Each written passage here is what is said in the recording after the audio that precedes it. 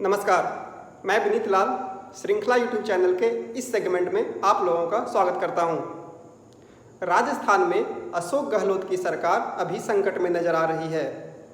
और इसका कारण है सचिन पायलट। राजस्थान के उप मुख्यमंत्री और कांग्रेस के प्रदेश अध्यक्ष सचिन पायलट ये दावा कर रहे हैं कि 25 विधायक उनके साथ हैं जो कि अशोक गहलोत की सरकार के खिलाफ हैं और वो ये दावा कर रहे हैं कि अशोक गहलोत की जो सरकार है वह अल्पमत में आ गई है, माइनॉरिटी में आ गई है। इसी बीच एंटी डिफेक्शन लॉ,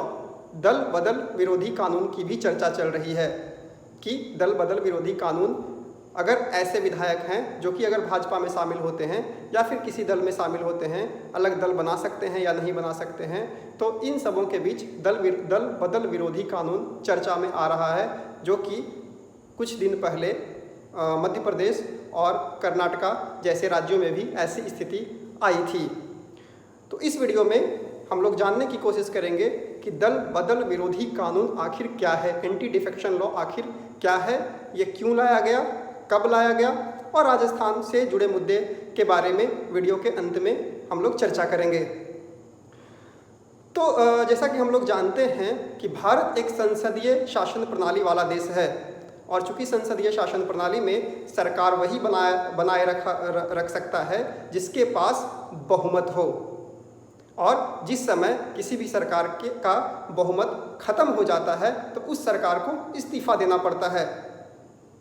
और इसी कारण से लगातार ये देखा गया है कि स्वतंत्रता के बाद से ऐसी बहुत सारी स्थितियां आई है जबकि चुने हुए जो विधायक होते हैं या चुने हुए जो सांसद होते हैं वह जिस दल से चुने जाते हैं वह अपने इंटरेस्ट के लिए या अपने कंस्टिट्यूएंसी के लिए या फिर बहुत सारे ऐसे कारण होते हैं जिसके कारण से वह लगातार दल बदल करते रहे हैं, और इस कारण से ही बाद में दल बदल विरोधी कानून भी लाया गया। तो सबसे पहली बार देखा गया कि सबसे पहली बार 1967 में एक ऐसा वाकया हुआ जो कि लोकतंत्र के लिए बहुत ही ज़्यादा सोचनीय विषय उस समय बन गया था।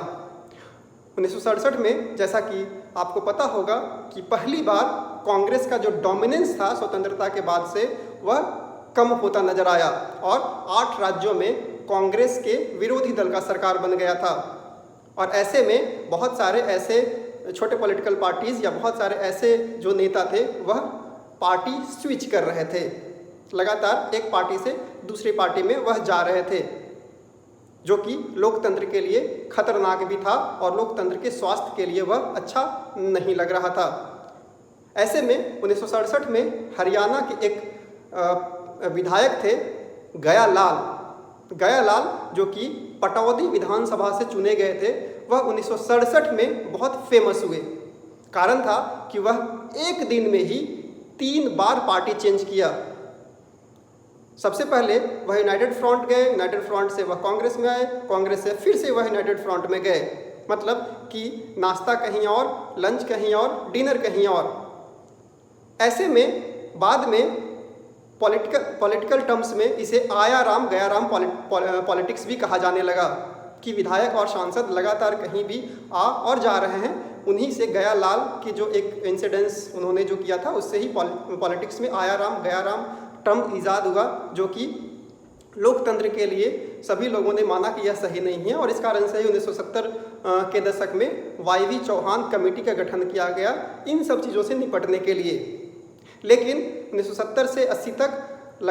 बहुत सारे बार ऐसा हुआ कि विधायक और सांसद लगातार दल बदल करते रहे, लेकिन ऐसा कोई कानून लाया नहीं जा सका। पहली बार 1985 में तत्कालीन जो राजीव गांधी की सरकार थी उन्होंने 52वां 52nd कॉन्स्टिट्यूशनल अमेंडमेंट किया, 52वां संशोधन विधेयक लाया, जो कि 1985 में पास हुआ, और वह पहला दल बदल विरोधी कानून था, एंटी डिफेक्शन लॉ था, जिसके तहत भारतीय संविधान में 10वीं अनुसूची को जोड़ा गया, 10th शेड्यूल को जोड़ा गया, जो कि एंटी डिफेक्शन लॉ को डिफाइन करता था और वह बताता था कि किस तरीके से दल बदल अगर करता है कोई व्यक्ति तो उसको निष्कासित किया जा सकता है या फिर उसको अयोग्य ठहराया जा सकता है, डिस्क्वालीफाई किया जा सकता है। तो आइए देखते हैं कि उस एंटी डिफेक्शन लॉ में क्या रखा गया था। तो पहली बार जो एंटी डिफेक्शन लाया गया था वह 52nd अमेंडमेंट में 1995 में लाया गया था, जिसके तहत यह प्रावधान था कि कोई भी पार्टी का 1/3 सदस्य जो है वह दूसरे दल में अगर मर्ज करता है, जाकर शामिल हो जाता है, कम से कम 1/3 सदस्य, तो वह दल बदल नहीं माना जाएगा। मतलब कि 1/3 सदस्य से अगर कोई कम ग्रुप कोई होता है और अगर वह अगर अलग पार्टी बनाता है या किसी दूसरे दल में जाता है तो उसको अयोग्य ठहराया जा सकता है। तो पहली बार यह कोशिश की गई 1985 में ऐसे दल बदल विरोधी कानून के तहत, जिसमें ये तय किया गया कि कम से कम 1/3 सदस्य होना चाहिए अगर कोई भी एक दल से दूसरे दल में मर्ज करना चाहता है। तो साथ ही साथ यह भी कहा गया कि अगर कोई कम से कम 1/3 सदस्य होता है तो वह नई पार्टी भी बना सकता है, स्प्लिट भी कर सकता है, उसमें ऐसी व्यवस्था रखी गई थी। लेकिन बाद में देखा गया कि यह बहुत ज़्यादा कारगर साबित नहीं हुआ, तो 2003 में इसमें फिर से एक कॉन्स्टिट्यूशनल अमेंडमेंट लाया गया था, 91st कॉन्स्टिट्यूशनल अमेंडमेंट, 51वां संवैधानिक संशोधन तत्कालीन प्रधानमंत्री अटल बिहारी वाजपेयी के शासनकाल में यह लाया गया था 2003 में 91st कॉन्स्टिट्यूशनल अमेंडमेंट, जिसमें एंटी डिफेक्शन लॉ जो 10th शेड्यूल में लाया गया था उसको अमेंड किया गया था फिर से। उसमें कुछ ऐसी प्रावधान रखे गए थे जो कि पहले नहीं थे। तो इसमें डिफेक्शन किसको माना गया? तो डिफेक्शन बेसिकली उसको कहा गया कि अगर कोई भी जो निर्वाचित सदस्य है, कोई भी जो इलेक्टेड मेंबर है, चाहे वह राज्यसभा से हो, लोकसभा से हो, विधानसभा से हो या विधान परिषद से हो,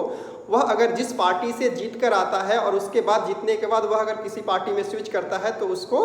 डिफेक्शन कहा जाएगा, और इसी के तहत एंटी डिफेक्शन लॉ लागू किया गया था। तो डिफेक्शन किस किस बातों में डिफेक्शंस को माना जाएगा, एंटी डिफेक्शन जो लॉ था वह किन बातों में प्रभावी साबित होगा, यह देखते हैं। तो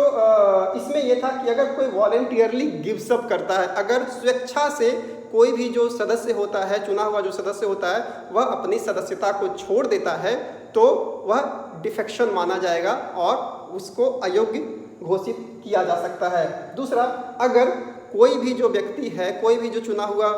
सदस्य है, अगर पार्टी के जो पार्टी निर्णय लेती है किसी भी मुद्दे पे वोट करने का, अगर वह संसद में वोट हो रहा हो या फिर विधानमंडल में वोट हो रहा हो, अगर पार्टी व्हिप जारी करके, व्हिप ये होता है कि कोई भी पार्टी अगर कोई इम्पॉर्टेंट इश्यूज़ पे सदन में वोट करना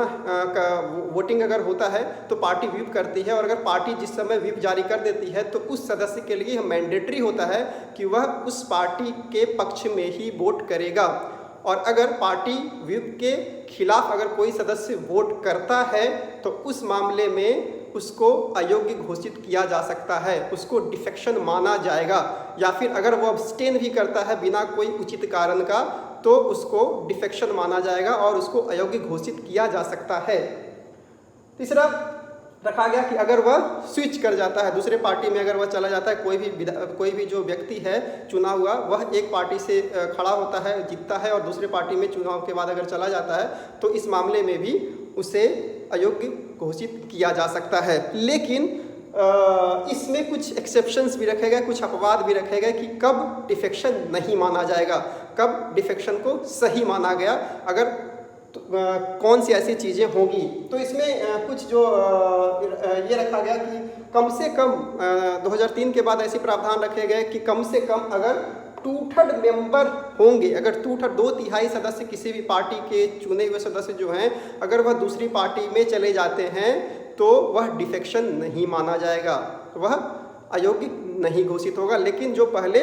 1/3 सदस्य था उसको अब 2/3 सदस्य कर दिया गया 2003 के बाद।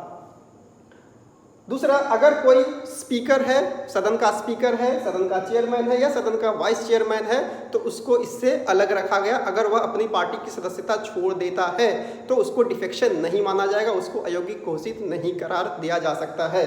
तीसरा, इस अमेंडमेंट में ये किया गया कि जो स्प्लिट था, मतलब पार्टी कुछ सदस्य मिलकर अलग पार्टी बना सकते थे, 1985 के जो अमेंडमेंट में किया गया था उसमें इस अमेंडमेंट में पूरी तरीके से ख़त्म कर दिया गया। मतलब कि 2/3 सदस्य भी अगर किसी पार्टी से अलग होते हैं तो वह अलग पार्टी फॉर्म नहीं कर सकते हैं, बल्कि किसी पार्टी में मर्ज कर सकते हैं। मर्जर का प्रावधान किया गया था लेकिन स्प्लिट को ख़त्म कर दिया गया इस कॉन्स्टिट्यूशनल अमेंडमेंट के द्वारा। दूसरी बात, दो और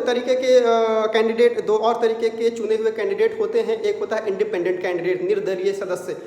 जो कि किसी भी पार्टी के बिना वह चुनाव जीतकर आता है। उस मामले में क्या होगा, तो अगर इंडिपेंडेंट कैंडिडेट कोई चुनाव जीतकर आता है तो उसके लिए पूरी तरीके से रोक रहेगी कि वह किसी भी पार्टी का सदस्य नहीं बन सकता है। इंडिपेंडेंट कैंडिडेट अगर किसी भी पार्टी का सदस्य बनेगा तो वह डिफेक्शन लॉ के अंदर आएगा और उसको अयोग्य घोषित किया जा सकता है। दूसरी बात, एक होता है नॉमिनेटेड मेंबर, लोकसभा में, राज्यसभा में, विधानसभा में और विधान परिषद में कुछ ऐसे सदस्यों को नामांकित किया जाता है, मनोनीत किया जाता है राष्ट्रपति और राज्यपाल के द्वारा। तो ऐसे सदस्यों के लिए ये रखा गया है कि अगर वह जो नॉमिनेटेड मेंबर है वह 6 महीने के अंदर तक चुने जाने, मनोनीत होने के 6 महीने तक के अंदर तक अगर वह किसी पार्टी का सदस्य बन जाता है तो उसको अयोग्य घोषित नहीं किया जाएगा, उसको डिफेक्शन लॉ के अंदर नहीं रखा जाएगा। लेकिन नामांकन के तिथि से 6 महीने के बाद अगर कोई पार्टी अगर वह ज्वाइन करता है तो उसको डिफेक्शन लॉ में रखा जाएगा और उसको अयोग्य घोषित किया जा सकता है। तो ये सब मामले रखे गए एंटी डिफेक्शन लॉ से संबंधित 91st अमेंडमेंट में। और इस पे निर्णय करने का जो अधिकार दिया गया वो पूरी तरीके से सदन के स्पीकर को दिया गया। सदन का जो सभापति होगा या फिर सदन का जो चेयरमैन होगा, लोकसभा का अध्यक्ष या फिर राज्यसभा से जो सभापति होते हैं उनको दिया गया और उनको एब्सोल्यूट पावर दिया गया। 10th शेड्यूल में जो जोड़ा गया था उसमें स्पष्ट रखा गया था कि ये जुडिशियल रिव्यू से भी बाहर रहेगा। मतलब कि स्पीकर का जो निर्णय होगा वह पूरी तरीके से एब्सोल्यूट होगा, उस पर किसी तरीके का जुडिशियल रिव्यू नहीं हो सकता है, उसमें किसी तरीके से न्यायिक पुनर्विलोकन नहीं किया जा सकता है, ऐसा रखा गया था। लेकिन 1992 के सुप्रीम कोर्ट का एक जजमेंट किहोटो होलोहान केस 1992 में सुप्रीम कोर्ट में जब आया तो सुप्रीम कोर्ट में यह तय किया कि यह जो निर्णय है जुडिशियल रिव्यू से बाहर रखने का यह असंवैधानिक है और यह सुप्रीम कोर्ट के परव्यू में आता है। इसलिए अभी का जो ये स्थिति है यह है कि दल बदल विरोधी कानून एंटी डिफेक्शन लॉ जो है वह सुप्रीम कोर्ट के परव्यू में आता है और उस पर जुडिशियल रिव्यू किया जा सकता है। और लगातार आप सुनते होंगे कि लगातार सुप्रीम कोर्ट में ऐसे केसेस जाते रहे हैं। दूसरी बात यह है कि जो स्पीकर को निर्णय करने का जो अधिकार दिया गया है उसमें किसी टाइम लिमिट की बात नहीं की गई है कि वह कितने दिन में किसी के डिफेक्शन को वह अयोग्य घोषित करेगा या योग्य घोषित करेगा, उस पर कितना दिन में वह निर्णय लेगा, उस पर किसी तरीके की समय सीमा को निर्धारित नहीं किया गया है। और इसलिए बहुत सारे ऐसे इंस्टांसेज आए हैं जबकि जो स्पीकर होता है वह अपने इंटरेस्ट के लिए या अपने पार्टी के इंटरेस्ट को सर्व करने के लिए वह जानबूझकर उसको डिले करता है। और लगातार ऐसे सुप्रीम कोर्ट ने भी अपने निर्णयों में लगातार यह फैसले देते रहा है कि यह जो स्थिति है स्पीकर की, जो यह स्थिति है यह सही नहीं है। स्पीकर को जल्द से जल्द निर्णय लेना चाहिए इस मामले में। जो भी विधायक रिजाइन करता है या जो भी डिफेक्ट करता है अपनी पार्टी से उसको अयोग्य घोषित करना या योग्य घोषित करना, वह जल्दी ही निर्णय ले, with in the time frame limit में निर्णय ले। लेकिन लगातार ऐसी स्थिति, ऐसी वाक्य लगातार सामने आते रहा है और पिछले दिनों कर्नाटका में भी ऐसी स्थिति का सामना करना पड़ा था, जबकि बहुत दिनों तक जो उस वहाँ के जो स्पीकर थे, विधानसभा के जो स्पीकर थे वह डिले कर रहे थे और अल्टीमेटली कुछ मेंबर्स को सुप्रीम कोर्ट जाना पड़ा और सुप्रीम कोर्ट के हस्तक्षेप के बाद बहुत जो मामले हैं उसको निपटाया जा सका। तो ये सब जो मामले हैं बेसिकली एंटी डिफेक्शन लॉ से संबंधित जो मामले हैं, लगातार राज्यपाल, स्पीकर और ये कटघरे में आते रहे हैं कि अपने निर्णयों के कारण से कि वह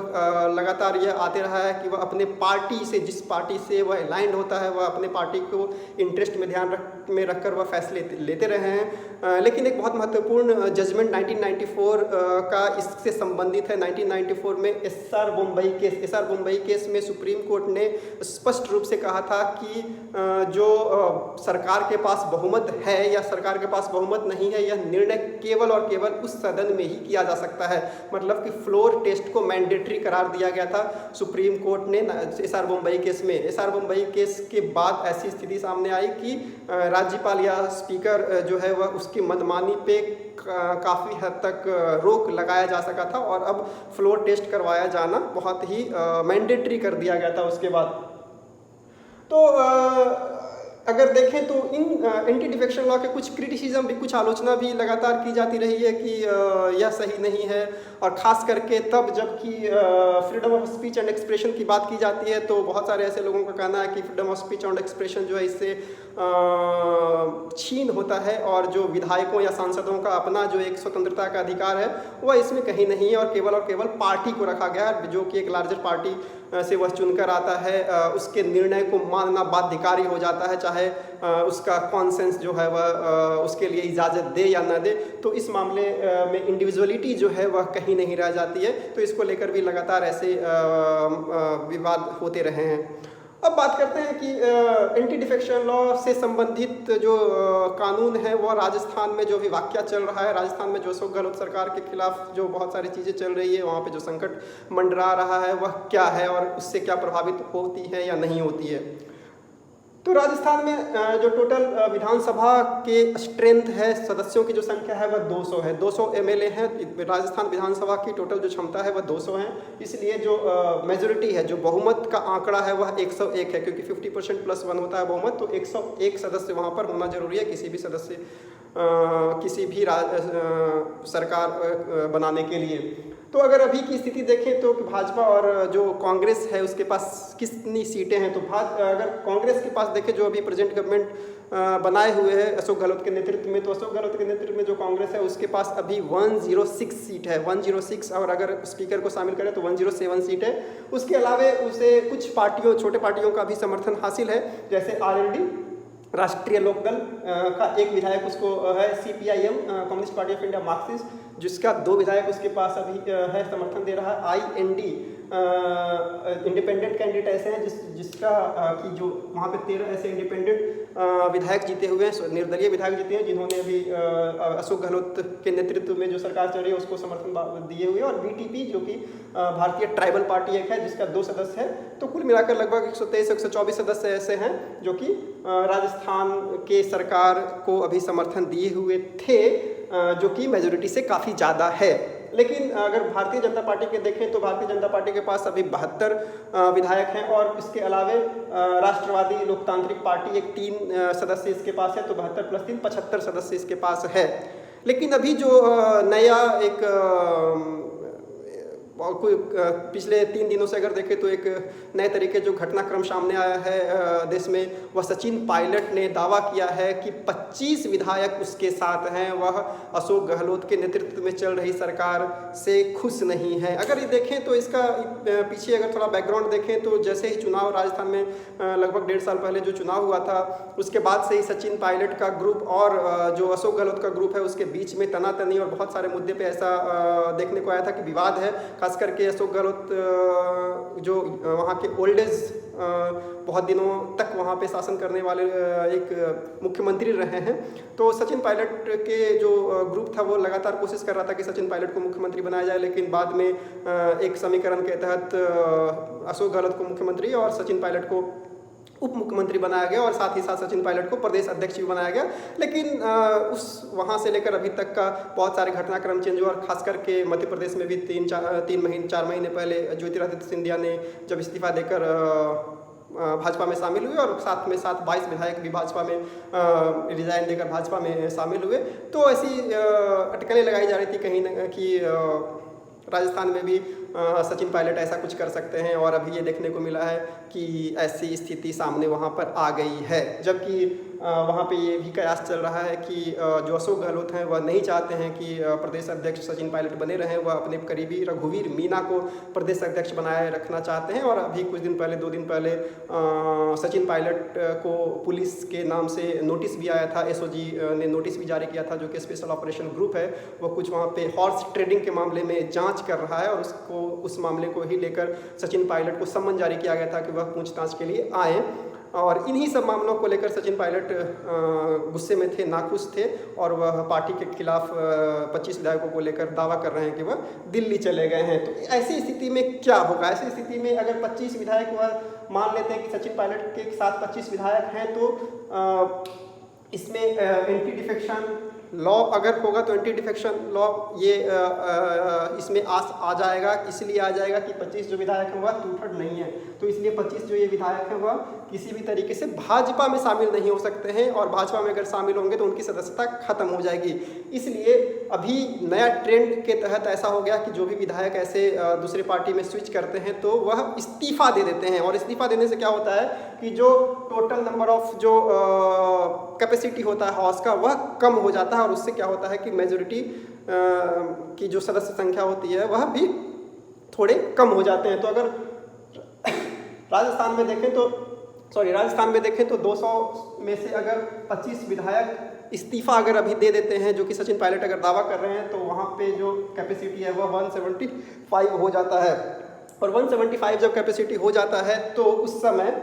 जो मेजोरिटी की संख्या हो जाएगी वह 101 से घट करके 88 हो जाएगा, और 88 जब हो जाता है तो अगर यहाँ पे देखें तो भाजपा के पास अभी भी 75 विधायकों का समर्थन हासिल है, और उसके अलावे भाजपा दावा कर रहा है कि इंडिपेंडेंट के 3 विधायक उसके साथ हैं, तो मतलब 78 विधायक उसके साथ हैं। तो 78 विधायक भी अगर उसके साथ हैं तो अभी भी 10 और विधायकों का समर्थन उसे चाहिए। अगर 25 विधायक मान लेते हैं कि सचिन पायलट के खेमे में है जो इस्तीफा दे देंगे, तो अगर संभावना ये रखी जा सकती है कि जो इंडिपेंडेंट के टोटल 13 विधायक हैं वह पूरी तरीके से अगर जो भाजपा के नेतृत्व में जो सरकार बनती है उनको समर्थन अगर दे दे तो संभव है कि वहाँ पर ऐसी स्थिति हो सकती है। तो अभी मामला ये है, लेकिन ऐसी बहुत कम संभावना है कि मध्य प्रदेश के तरह राजस्थान में इतनी आसानी से अशोक गहलोत की सरकार को गिराया जा सकता है, क्योंकि अशोक गहलोत के पास अभी जो विधायकों का जो समर्थन है वह ज़्यादा है। हालांकि जो मध्य प्रदेश में था कि वह बहुत ज़्यादा वहाँ पे विधायकों का समर्थन वहाँ पे नहीं था, बहुत ज़्यादा मतलब कांग्रेस और बीजेपी का जो सदस्य संख्या था वह आसपास ही था, इसलिए वहाँ पर आसानी से किया जा सका ये चीज़ें। और वहाँ पे जो नाखुश विधायक थे वह बाद में जब इस्तीफा दिए तो भाजपा आसानी से सरकार बनाने में सफल हो गई। लेकिन यहाँ पर